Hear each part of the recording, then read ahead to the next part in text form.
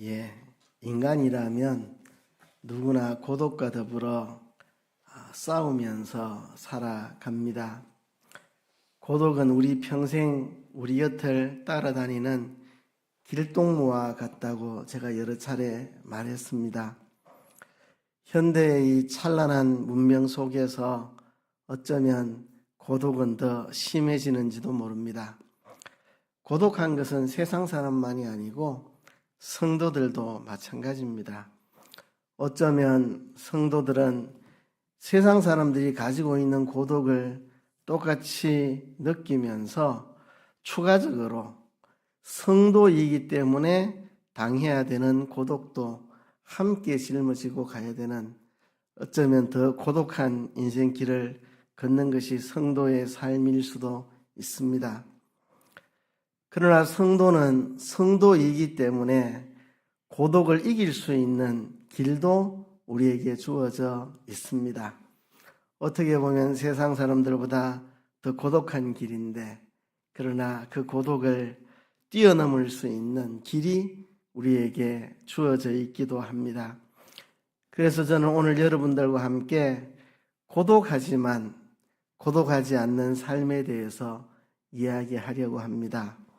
혼자 있어도 혼자가 아닌 삶에 대해서 이야기하고자 합니다. 아마 여러분들의 삶을 괴롭히는 3가지 정도의 고독이 있을 것입니다. 첫 번째는요, 현대인들의 고독입니다. 현대인들의 고독. 문명은 발전하는데 이상하게 사람들은 점점 고독해집니다. 철저한 개인주의 삶 속에서 사람들이 고독을 느끼고 있습니다. 이웃에 누가 죽어도 죽은지도 모르고 일주일, 2주일, 한 달 지나서야 발견되고, 참 고독한 현대인의 삶입니다.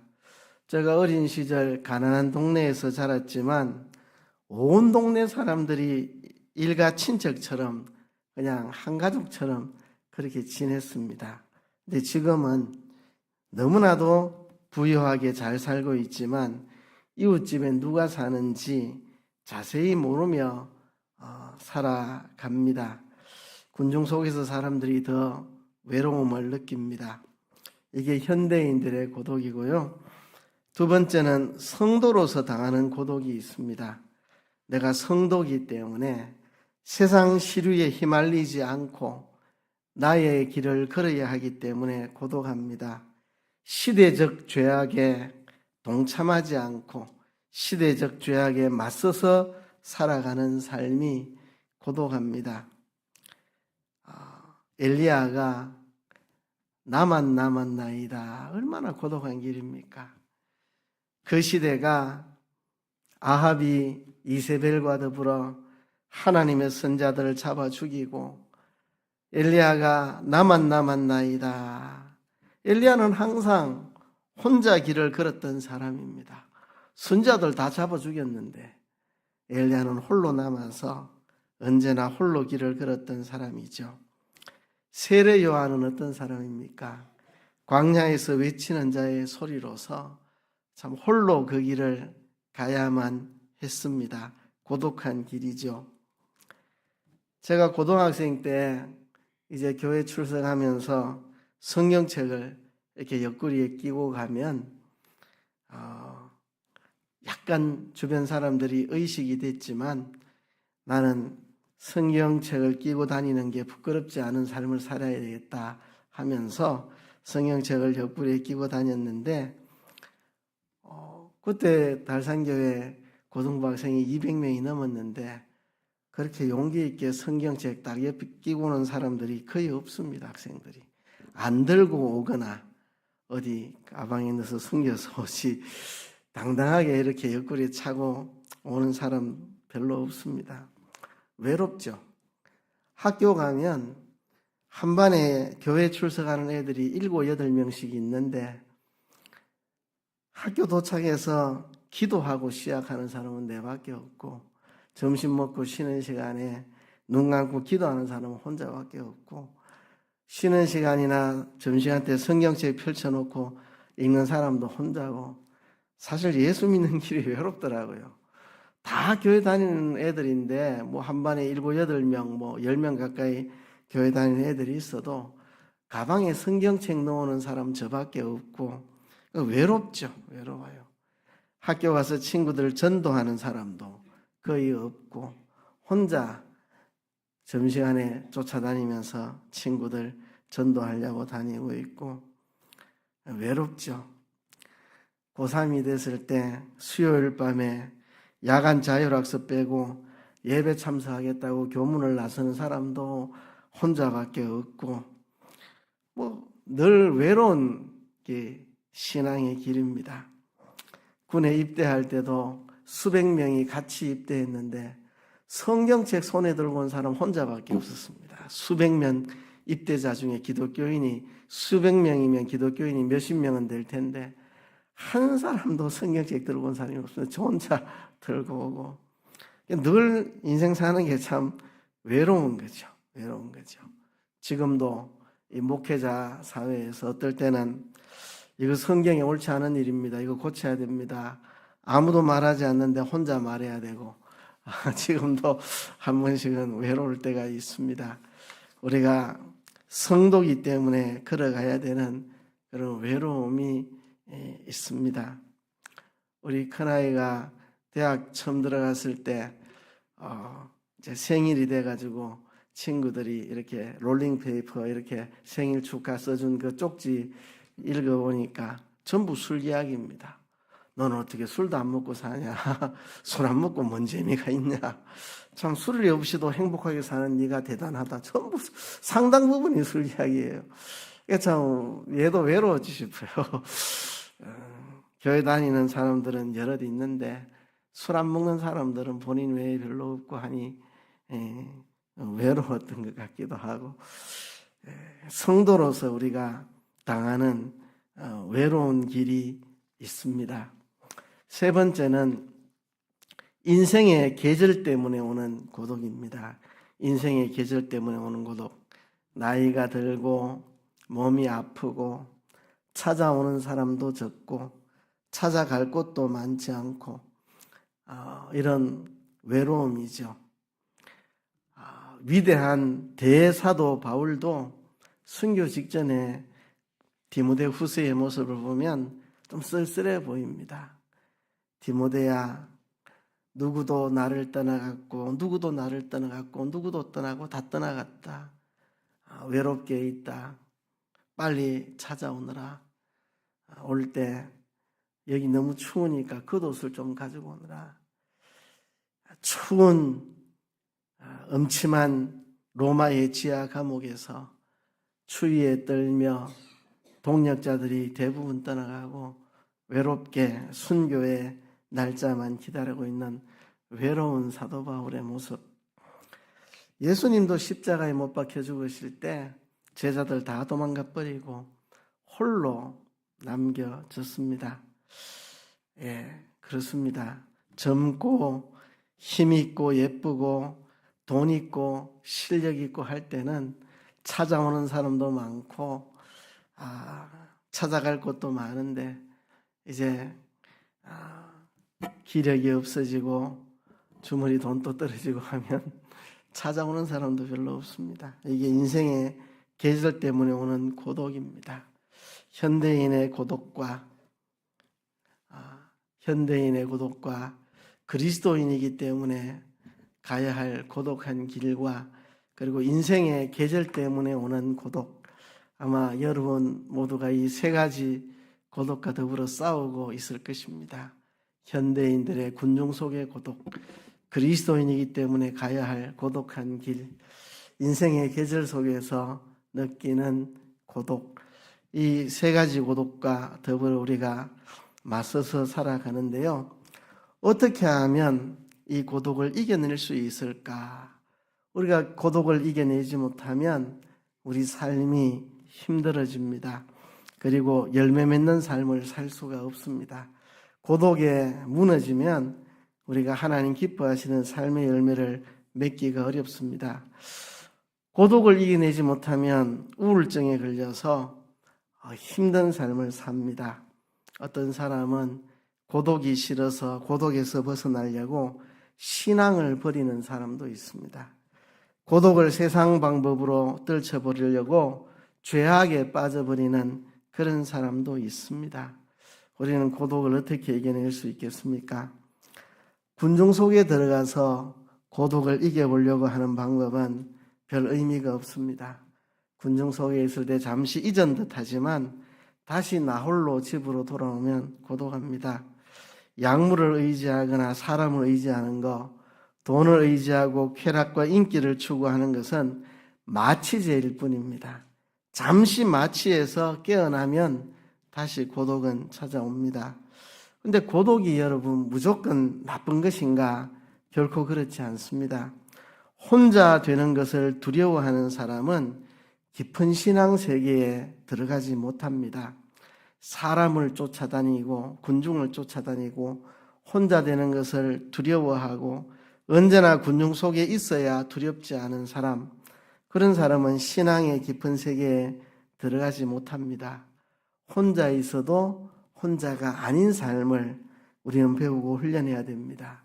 그것을 가리켜서 독거 훈련이라 그러면 독거 훈련.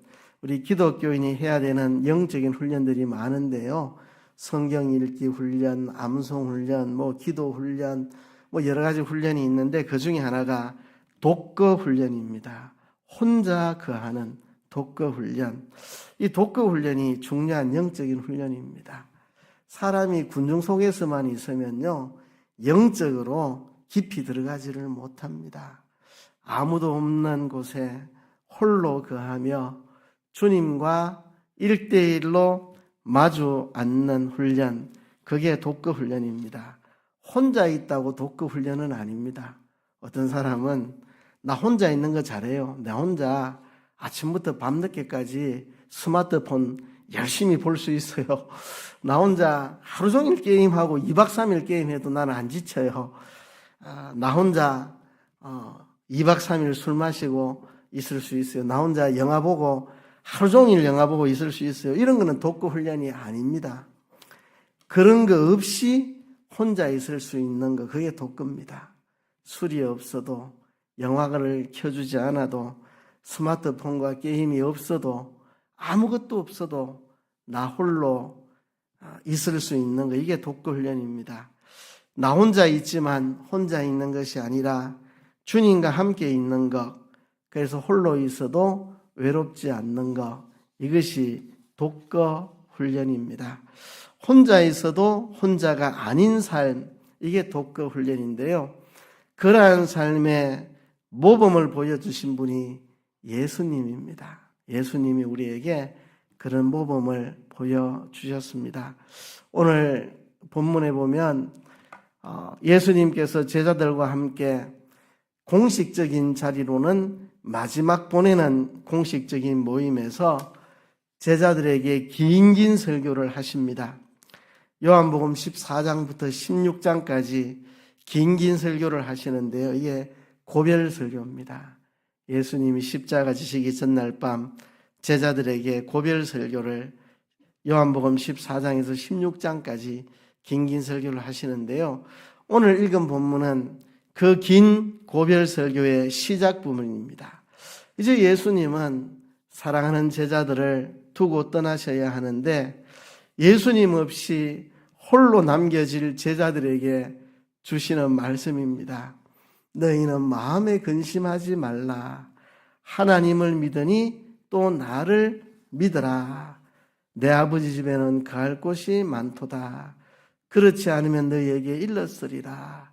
내가 너희를 위하여 거처를 예비하러 가노니 가서 너희를 위하여 거처를 예비하면 내가 다시 와서 너희를 내게로 영접하여 나 있는 곳에 너희도 있게 하리라.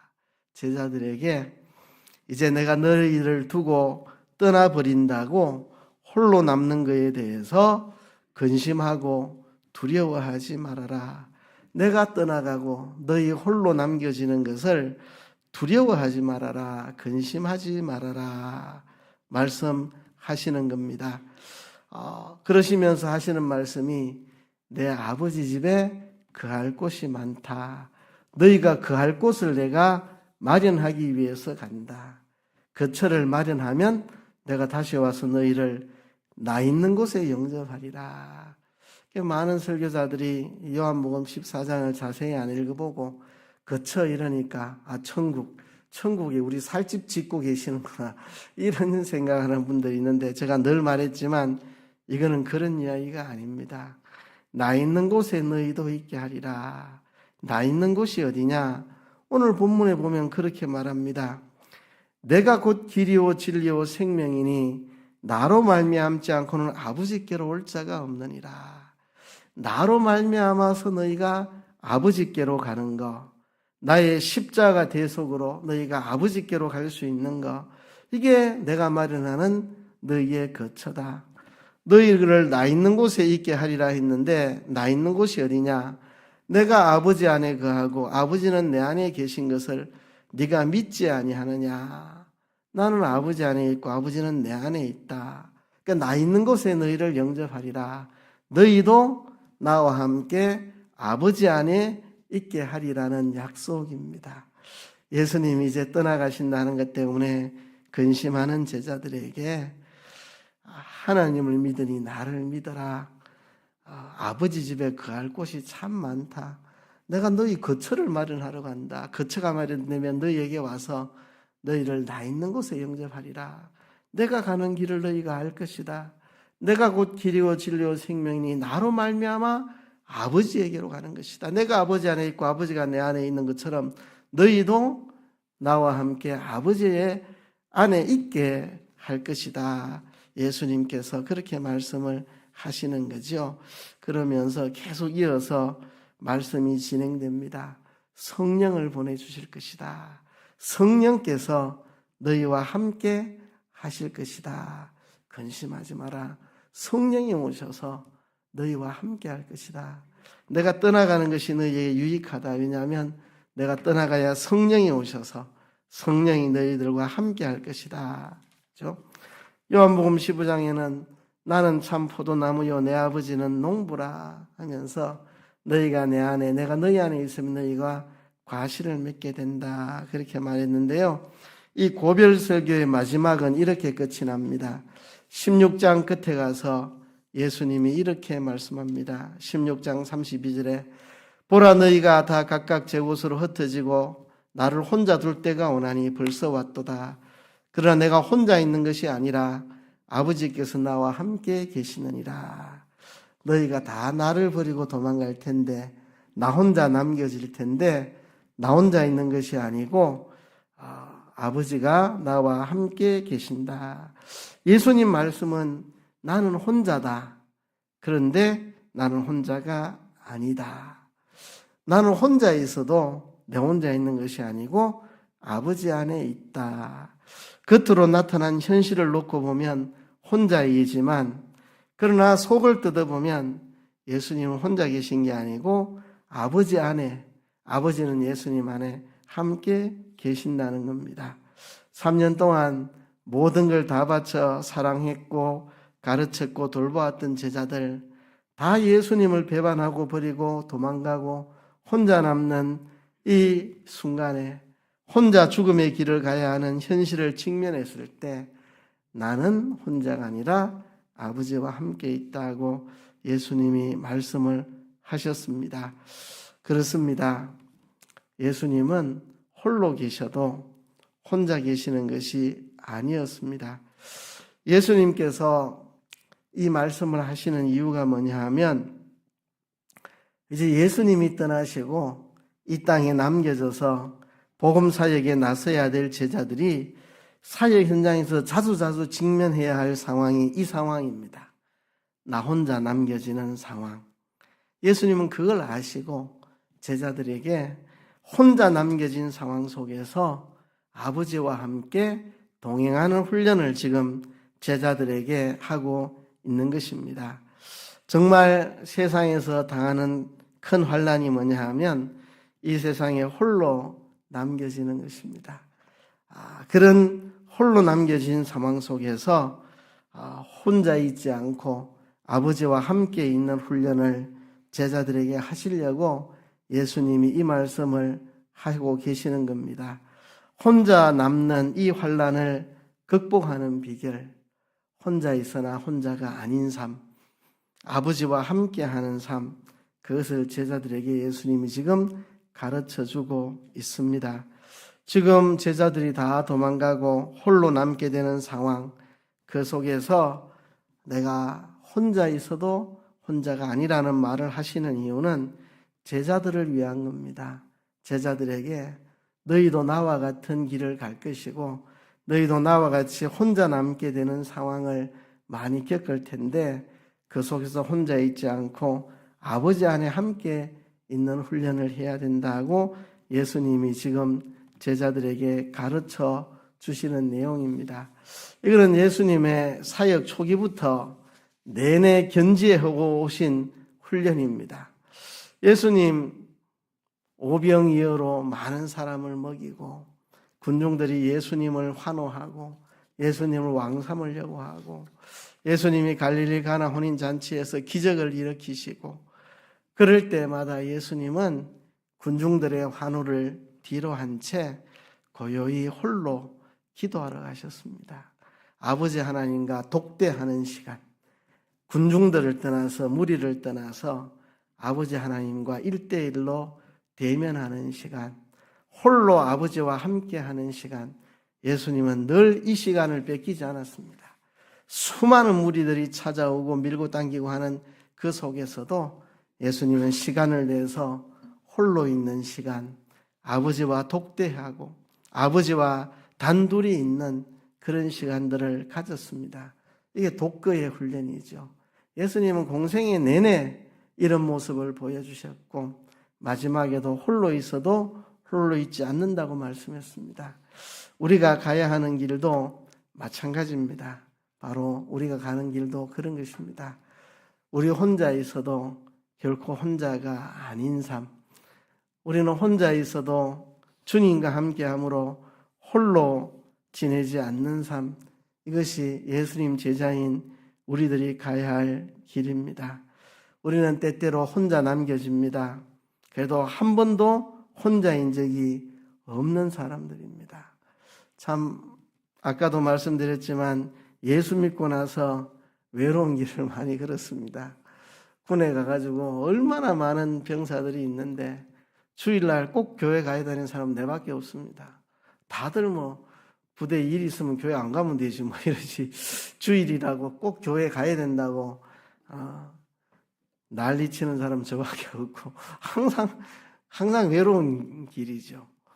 항상 신앙의 길이라 하는 게 참 외로운 길입니다. 군에 참 예수 믿는 사람이 그래 많아도 주일날 나는 꼭 교회 가야 되겠다 이런 마음 갖고 있는 사람 아무도 없고 저 혼자 가서 저 교회 가야 되겠습니다 말하고 맨날 그런 참 외로운 게 인생인데요. 그 속에서 우리가 훈련하는 거, 나 혼자 같지만 혼자가 아니라 주님과 함께하는 삶, 혼자 남겨지는 때는 많이 있지만 한 번도 혼자인 적은 없는 그런 삶, 이것이 우리의 삶입니다. 여러분, 세상에서 화려한 사람들이 있죠. 무대에 서고 조명 앞에서는 화려한 사람들, 여러분, 이 사람들 외롭지 않을 것 같습니까? 무대 뒤에 서면 외롭습니다. 무대에서 10배의 100배의 1000배의 환호를 받는 만큼 뒤돌아서면 10배, 100배, 1000배 외롭습니다. 그래서 유명인들이 한 사람씩 자살을 합니다. 무대에서는 희열을 느꼈지만 무대 뒤로 오는 순간 외로움이 엄습해서 무대 위에서 희열을 느낀 만큼 무대 뒤에서 외로운 게 인생입니다. 그래서 유명인일수록 자살하는 사람들이 많이 일어나는 게 그래서 그렇습니다. 여러분, 고독함은 무대 위에 선다고 해결되는 게 아닙니다. 조명을 받는다고 해결되는 것도 아니고 군중 속에 들어간다고 해결되는 것도 아닙니다. 무대 뒤에서 아무도 보지 않는 그곳, 나 혼자 있는 그곳에서 나 혼자 있지 않고 주님과 동행하는 훈련, 그게 고독을 이길 수 있는 유일한 길입니다. 창세기에 보면 6장에 노아는 의인이요 당대의 완전한 자라. 그가 하나님과 동행하였다. 이렇게 말합니다. 노아는 의인, 당세의 완전한 사람, 하나님과 동행한 사람. 그렇죠? 그 앞에 창세기 5장에는 에녹이 하나님과 300년간 동행하였더니 하나님이 그를 죽음을 보지 않고 데려가셨다. 여러분, 엘리야가 시류와 맞서서 홀로 싸우면서 하나님의 선지자로 외롭게 하나님과 동행했습니다. 그의 인생 끝은 불말과 불병거와 함께 하늘에 올라간 것입니다. 에녹도 300년간 주님과 동행하다 죽음을 보지 않고 올라갔고, 엘리야도 참 외롭게 하나님의 선지자들이 다 잡혀 죽었는데 자기 혼자 외롭게 남아서 하나님과 동행하며 살다가 그도 죽음을 보지 않고 하늘로 올라갔습니다. 노아는 당시의 의인이요 완전한 자라 하나님과 동행한 사람이다. 사람들 다 노아 영감쟁이 미쳤다고, 이 마른 날에 배 만든다고, 그것도 산에서, 바닷가도 아니고 산에서 미쳤다고. 노아가 얼마나 외로웠겠습니까? 그렇지만 노아는 하나님과 동행하며 산 사람입니다. 에녹, 노아, 엘리야를 비롯해서 세례 요한, 많은 하나님의 사람들 외로운 길을 간 것 같지만 그들의 길이 외롭지 않았습니다. 왜냐하면 하나님과 동행하였기 때문입니다. 우리들도 하나님과 동행하며 사는 훈련, 독거 훈련, 혼자 있으나 혼자가 아닌 삶, 혼자 같아도 주님이 함께 계시는 삶, 고독해 보여도 고독하지 않고 충만한 삶, 이것이 우리가 걸어가야 할 삶입니다. 우리가 무대 위에 조명을 받는다고 외롭지 않은 것이 결코 아닙니다. 무대 뒤에 오면 더 외로워집니다. 무대 뒤에서 아무도 없는 그곳에서 주님과 동행하며 사는 훈련, 그것이 우리를 고독을 이기고 살아가게 만들어줍니다. 예수님이 그 길을 가신 것처럼 우리도 예수님처럼 그 길을 가는 우리들이 되어야 할 것입니다. 이 시간 하나님 앞에 한번 통성으로 기도합시다. 주님, 인생의 외로움이 그림자처럼 우리를 따라다니지만 예수님 혼자 계셔도 혼자가 아니셨던 것처럼 우리도 혼자 있어도 혼자가 아니라 주님과 동행하는 충만한 삶을 살아가게 도와주옵소서. 다 같이 통성으로 기도하겠습니다.